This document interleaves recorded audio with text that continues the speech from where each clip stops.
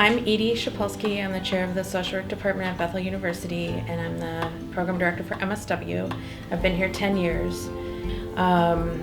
I originally was a piano performance major, then I did an English literature undergraduate degree, and I subsequently went after a semester in London, and I went to the Khartoum, Sudan, and did some work with my father, working at Ethiopian refugee camps and doing some work over there. She's probably one of the more empowering leaders I've ever worked for or worked with. I don't really think of myself as a leader. I never aspired to be a leader.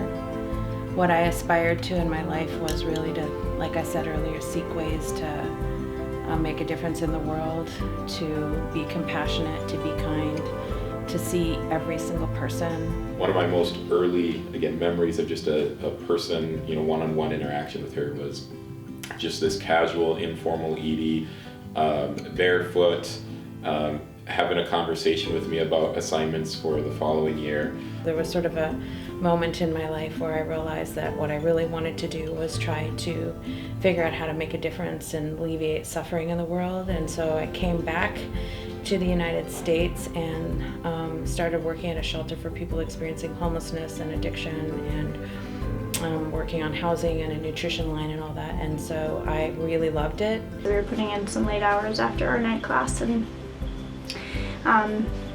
first day of class, usually you get done an hour or two early of night class because it's just syllabus.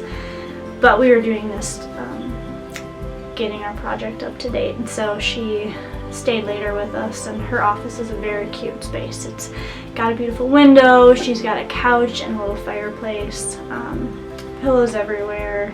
She just makes it very cozy. It's very Eydie, just very sweet and cozy.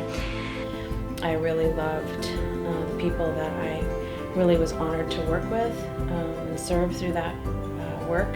And so then I decided to align my education with my vocation, and I went and got a master's in social work.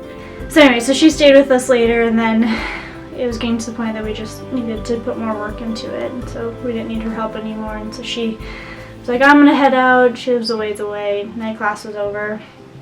And we were like, okay, we'll move out to the common space or whatever. And she very sweetly was like, well, just stay in here, just keep working. And so she trusted us with that, and we stayed in her office till 1 a.m. working on an assignment. So I have been on the National Ski Patrol for 19 years. And so, skied my whole life, and then kind of living in Minnesota after I moved here and had kids, we decided that we would become ski patrollers, get trained to do that. I'm considered to be an outdoor emergency technician. That's my certification. And so a couple years ago, we bought a cabin up north, and so it's up past Lutsen, so we decided to transfer to Lutsen, so I ski patrol there as well. Tomorrow we have a follow-up with my son on a medical thing, and she's just text me how that goes, and just incredibly